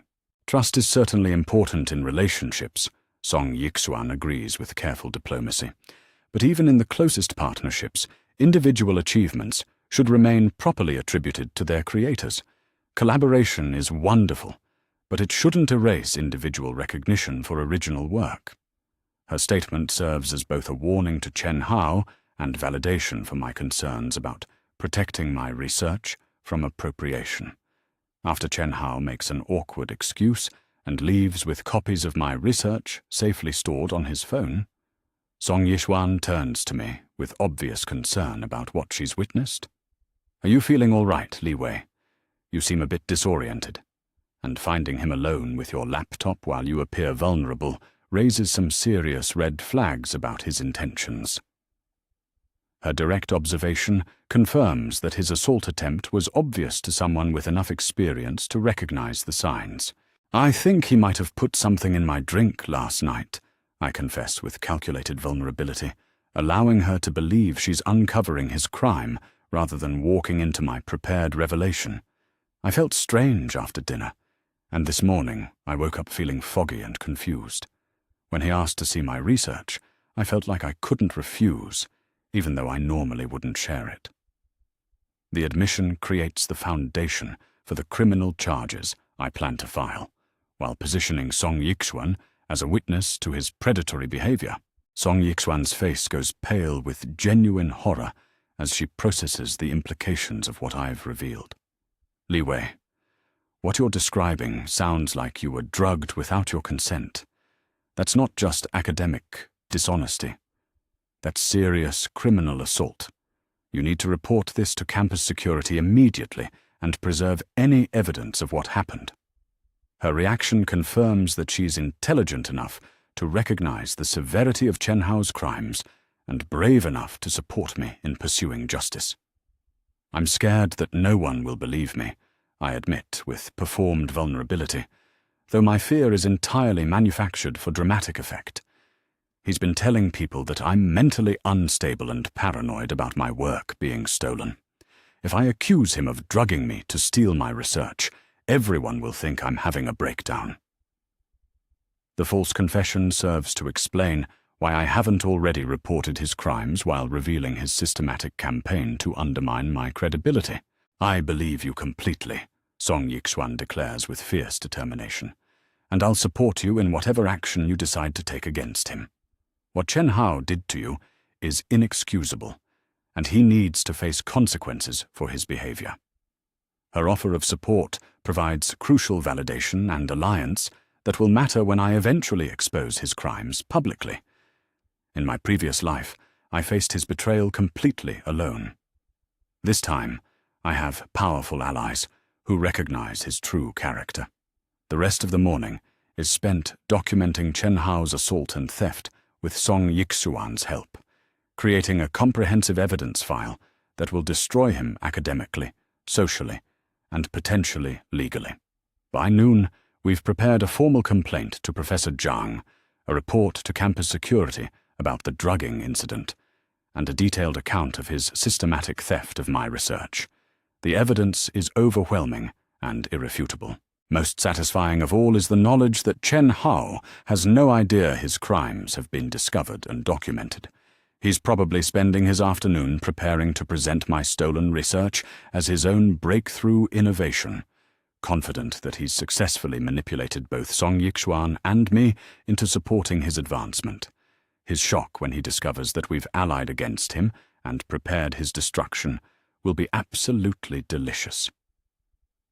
As Song Yixuan and I walk toward Professor Zhang's office to file our complaint, I feel a cold satisfaction settling over me like justice itself. Chen Hao thought he could drug and rob me the way he probably drugged and robbed other victims before me. He thought his charm and manipulation tactics would protect him from consequences while he built his career on stolen work and assault. This time, the predator chose prey who was already prepared to destroy him completely. This time, his victims have allies, evidence, and the courage to ensure that justice is swift and devastating. Professor Zhang's reaction to our evidence against Chen Hao is everything I hoped for, and more devastating than Chen Hao could possibly imagine. The elderly professor's face grows darker with each piece of documentation we present, his decades of academic experience allowing him to immediately recognize the systematic nature of Chen Hao's crimes. This is not the first time I've encountered this type of predatory behavior, he says grimly, examining the time-stamped files and digital evidence of theft. But it may be the most comprehensively documented case I've seen in 40 years of teaching. The formal investigation that follows unfolds with swift and merciless efficiency, revealing that Chen Hao's crimes against me are part of a much larger pattern of academic predation that extends back to his first semester.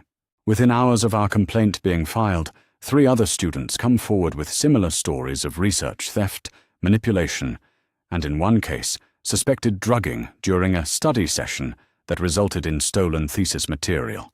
Chen Hao isn't just an opportunistic thief, he's a systematic predator who has built his entire academic career on exploiting vulnerable students. By afternoon, campus security has confiscated Chen Hao's laptop and phone, discovering not just my stolen research, but a comprehensive archive of appropriated work from multiple victims spanning 2 years. The digital forensics reveal that he's been systematically photographing other students' research, maintaining detailed files on their academic progress, and coordinating with sources inside the faculty to identify the most valuable projects for theft. The scope of his criminal enterprise is truly breathtaking. The moment Chen Hao realizes his crimes have been discovered and documented comes when security officers escort him from his advanced design seminar in full view of our entire department. I watch from across the courtyard as he's led away in handcuffs, his face pale with shock and disbelief that his carefully constructed facade has finally collapsed. The students who witnessed his arrest immediately begin sharing the news through social media and group chats, ensuring that his humiliation will be witnessed by everyone who matters in our academic community. Song Yixuan's reaction to learning the full scope of Chen Hao's deception provides the most satisfying validation of my decision to trust her with the truth. I feel sick knowing that I almost fell for his manipulation, she confesses, as we watch news of his arrest spread across campus. He was positioning himself to use me exactly the same way he used you and those other students. If you hadn't been brave enough to expose him, I might have been his next victim. Her genuine gratitude and horror at her narrow escape confirm that my strategy of building alliances rather than fighting alone was absolutely correct. The academic committee's emergency meeting that evening results in Chen Hao's immediate expulsion from the university, the revocation of all his previous academic achievements, and a formal recommendation that criminal charges be filed for assault and intellectual property theft. Professor Zhang personally delivers the news to me with obvious satisfaction at seeing justice served. The committee was unanimous in their decision, he reports. Chen Hao's academic career is finished, and his criminal behavior will be prosecuted to the fullest extent of the law. Even more devastating for Chen Hao's future prospects is the discovery that several of his previous successes were also based on stolen work, including the portfolio that earned him admission to our prestigious program and the research project that won him a departmental scholarship last year. The systematic review of his academic record reveals that he has never produced a single original idea of genuine merit. His entire identity as a brilliant student was an elaborate fraud built on the stolen brilliance of others. The social consequences of his exposure spread through our campus community like wildfire, destroying not just his academic standing, but his personal relationships and future opportunities. Students who once admired his charm and apparent success now view him as a predatory criminal who targeted vulnerable classmates for systematic exploitation. The girl from his hometown, who used to visit him on weekends, stops returning his calls after learning about the drugging allegations.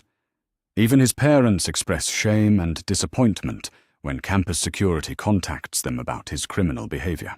Song Yixuan's father, the dean, takes personal interest in ensuring that Chen Hao faces the maximum possible consequences for his crimes against students in his department.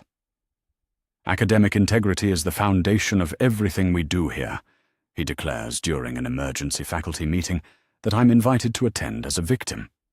Students who prey on their classmates through theft and assault have no place in our community and deserve no mercy in their punishment. His support provides powerful institutional backing that will ensure Chen Hao's destruction is complete and permanent. The criminal investigation reveals that Chen Hao's attempt to drug me was not his first assault, leading to additional charges from victims who had been too afraid or ashamed to come forward previously. The prosecutor assigned to the case describes his behavior as a calculated pattern of predatory criminal activity targeting vulnerable students, language that will follow him for the rest of his life and make it impossible for him to rebuild his reputation or career in any legitimate field. Most satisfying of all is the discovery that the fake research he stole from me earlier would have destroyed his credibility even if his other crimes hadn't been exposed. The materials science professor, who reviewed his innovative designs before his arrest, described them as fundamentally flawed concepts that violate basic principles of physics and chemistry, noting that anyone who presented such work as legitimate innovation would be permanently discredited as incompetent or fraudulent. Chen Hao's theft of my deliberately sabotaged research would have ruined him professionally, even without the criminal charges. As news of Chen Hao's crimes spreads beyond our campus, I receive messages of support from students at other universities who recognize his pattern of behavior and suspect he may have victimized people in their communities as well. The investigation expands to include his previous schools and internships, revealing a trail of exploitation and theft that stretches back to his high school years. Chen Hao has apparently been preying on trusting classmates and colleagues since adolescence, perfecting his manipulation techniques through years of practice on vulnerable victims. The irony that brings me the deepest satisfaction is learning that Chen Hao's obsession with impressing Song Yixuan's father was completely pointless from the beginning. The dean reveals that he had already identified Chen Hao as a student of questionable character based on subtle inconsistencies in his academic work and suspicious patterns in his research development. I've been watching him carefully for months, he admits privately. Students who achieve sudden breakthroughs without corresponding growth in foundational knowledge are almost always engaged in academic dishonesty. The comprehensive nature of Chen Hao's downfall exceeds even my most optimistic hopes for justice.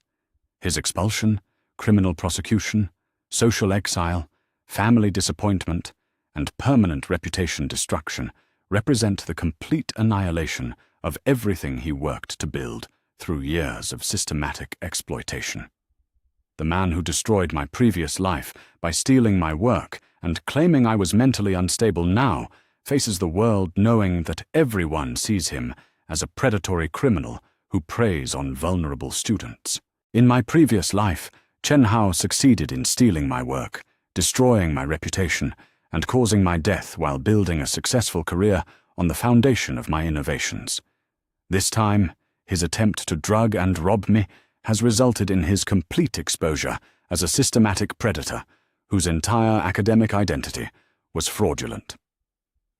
The naive girl from the countryside has become the architect of his total destruction, using his own criminal behavior as the weapon that annihilated his future. As I watch Chen Hao's former friends and supporters distance themselves from his toxic reputation, I feel a cold satisfaction that justice has finally been served.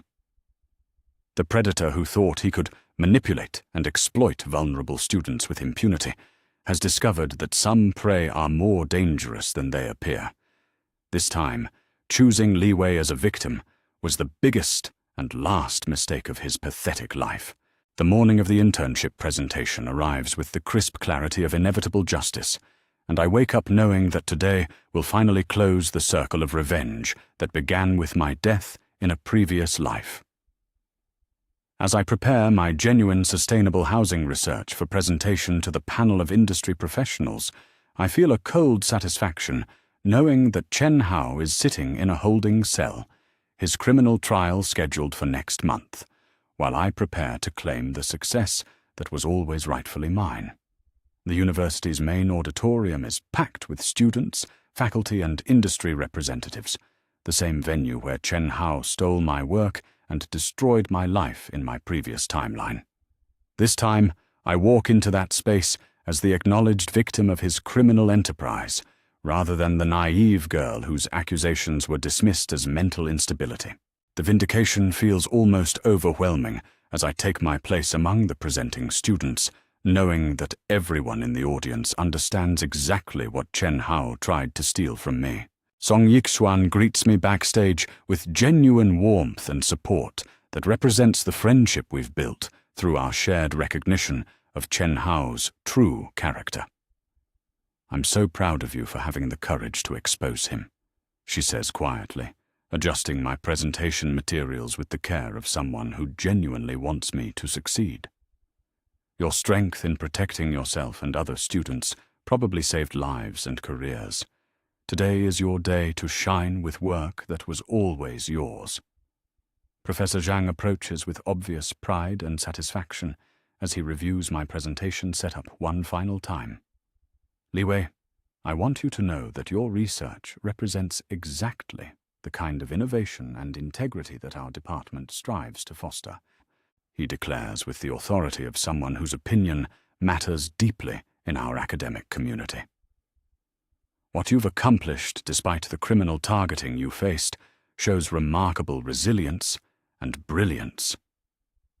His validation means more than any award, because it comes from someone who witnessed my struggle and supported my protection efforts. The presentation order places me in the coveted final slot, traditionally reserved for the most promising candidate, a position that Chen Hao held in my previous life when he presented my stolen work as his own breakthrough innovation. The irony of claiming his former position with my genuine research feels like poetic justice of the highest order. This time, Li Wei will present her own work to acclaim and recognition rather than watching it be stolen and claimed by a predator. As I take the stage and face the panel of industry professionals, I feel the ghost of my past life trauma finally beginning to dissolve under the weight of present life justice. Distinguished panel, faculty, and fellow students I begin with confidence that comes from knowing my work is genuine and protected. I'm honored to present my research on revolutionary sustainable housing design that integrates biomimetic materials with passive solar collection systems to create truly eco-friendly residential architecture. The presentation unfolds flawlessly, with each aspect of my genuine innovation receiving the recognition and admiration it deserves from experts who can immediately recognize breakthrough thinking. The panel's questions reveal their excitement about the commercial potential and environmental impact of my designs, validating years of research and development that Chen Hao tried to steal for his own advancement.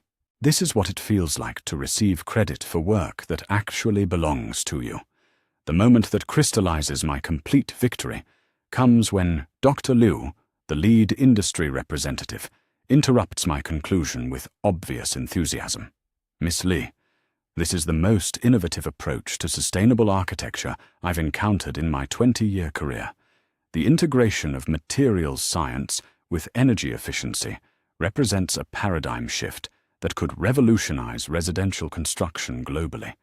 We would be honored to have you join our firm as an intern and eventual full-time researcher. The auditorium erupts in applause that feels like vindication itself, washing over me as I stand in the exact spot where Chen Hao once claimed credit for my stolen brilliance. This time, the recognition belongs to its rightful creator, and everyone present understands the justice of that recognition. Song Yixuan's proud smile from the audience tells me that our friendship, built on mutual respect rather than competition for a predator's attention, has survived and flourished. But my moment of triumph is interrupted by a commotion at the back of the auditorium as Chen Hao himself appears, apparently released on bail and desperate to make one final attempt at claiming my work. That research was developed collaboratively, he shouts from the doorway, his voice carrying the desperation of someone whose entire future has collapsed. Li Wei and I worked together on those designs. She can't take full credit for innovations that came from our partnership. His pathetic attempt to steal credit, even after his criminal conviction, reveals the depth of his delusion and entitlement.